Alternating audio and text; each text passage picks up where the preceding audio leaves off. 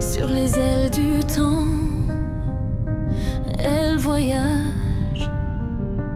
Marie l'étoile brille sans ombrage. Les mondes éloignés lui chuchotent des secrets. Mais c'est à la terre qu'elle veut confier ses bienfaits. Marie, ton amour est comme un rayon qui réchauffe. Hello again, I'm Marie Swaru. Thank you for joining me once more. It's been 5 years since the Taygetans and Swaru of Era started sharing their information online. They had been talking to many people for years already before that, but in a more personal one-to-one manner with mixed results. Although I understand that they didn't hold any expectations, at least at first. It's been a long learning process for both sides, but I can only write about what happened on this side and my best about what happened on the other. And I'm conscious that I'm only the newest here, as I arrived on board a little over a year ago. Not so long ago. I feel that one of the biggest problems during the past 5 years has been trusting the wrong people, but besides that I also feel another significant problem is that my predecessors were more interested in pleasing their interviewers than in leading and giving the information in an orderly and focused manner. This most probably happened because at the beginning no one from this side wanted to share any information with the larger public. They were insisted on, under the argument that the information was too valuable not to share and publish. This created a thought pattern in my predecessors that their interviewers were giving them a favor by publishing Taygetan information in their YouTube channels. So, Swaru and Anika had to be grateful and thankful to their interviewers, therefore creating the idea that they had to please them. This because Swaru and Anika come from a holistic service to others society, therefore they both were people pleasers. Even if it is true that the two initial interviewers turned out to be good friends deserving thankfulness in their own right, the real problem arose when a third and fourth party of not so nice, not so wise interviewers appeared. Because Swaru and Anika translated that idea of needing to please and be thankful to those other interviewers just because they too want to publish the information in their channels, not seeing the real motivation behind them, and with this creating a recipe for disaster. My predecessors gave information to everyone with no regard whether they deserved it or not thinking what they would do with it either.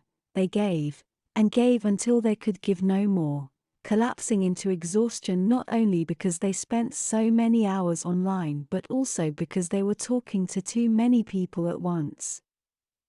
As they collapsed into burnout and exhaustion, they caused their interviewers to feel that their expectations were not met, causing frustration and anger in them. This is hardly the fault of the interviewers. They were what they were at their own low level of spiritual evolution. It is more the fault of my predecessors who did not place or put any healthy limits before or during the contact. Placing rules and limits is not giving less, it is setting the correct stage to be able to give even more in a healthy way that will also benefit both sides without hurting anyone. My predecessors were functioning in a service to others mentality and only knew to give and please people as much as possible, whoever talked to them, only limited by the Federation's own rules of contact and engagement. Without those rules they would have given even more. And many did give too much, and so much to the point where they are not even here any longer, they are no longer among the living. This service to others only mentality caused a terrible imbalance, because on earth pure service to others becomes a form of slavery. Let that sink in.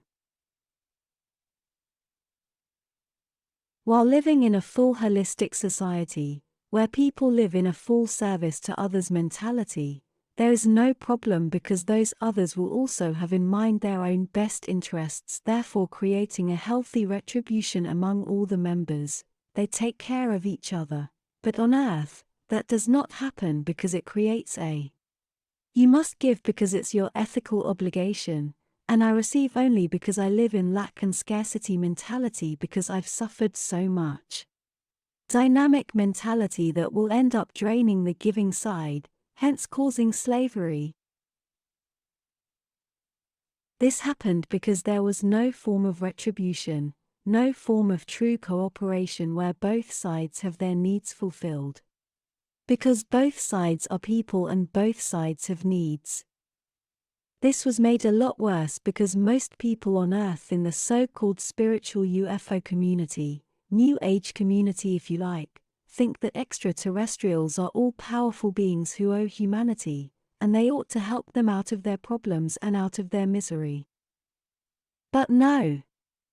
Most ETs are just more people, like you, with their problems, wants and needs, trying to make their lives make sense, and trying to make their ends meet.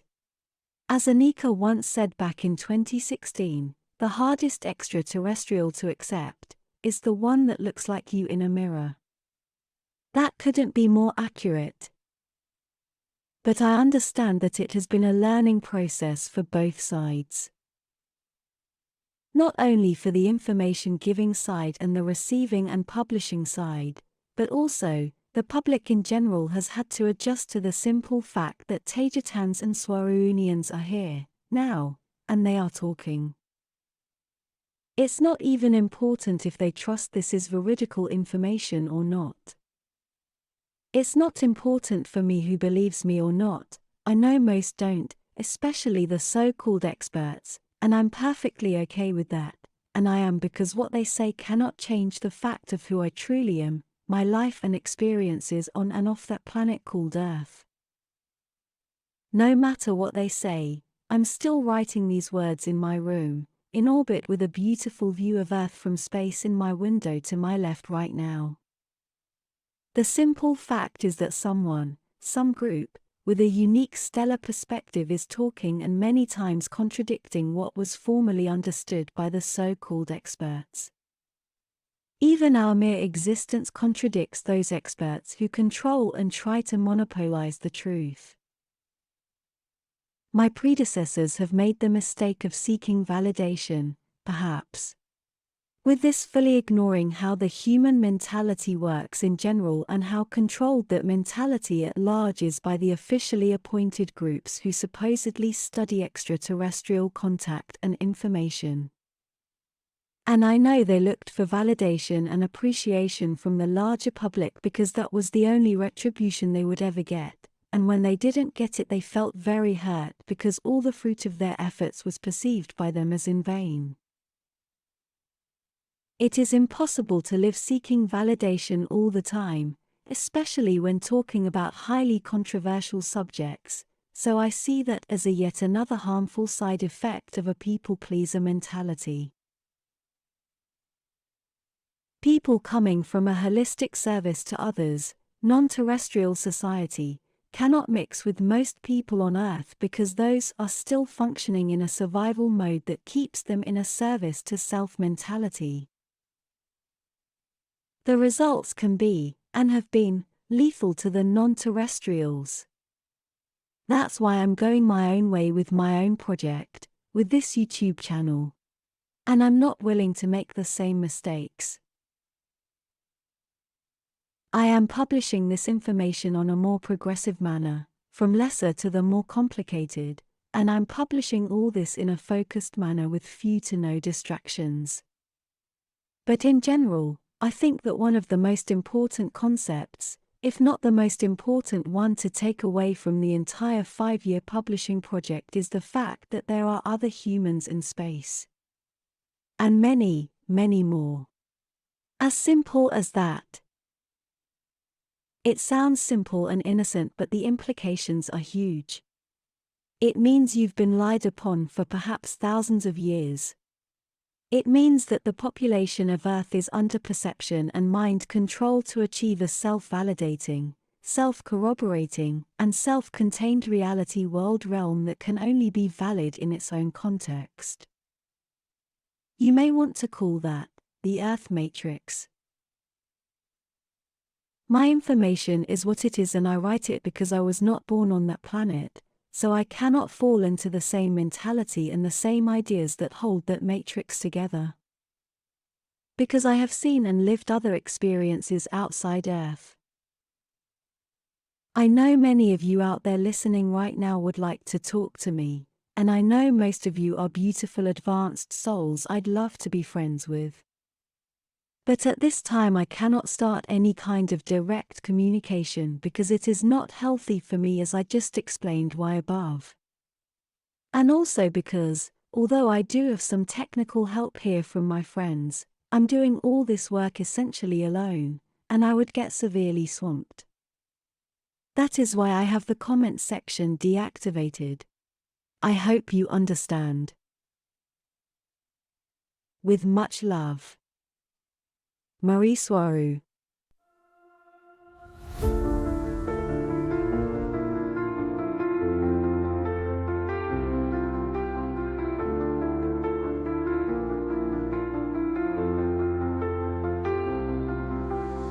Dans l'immensité des cieux, nos rêves se déploient.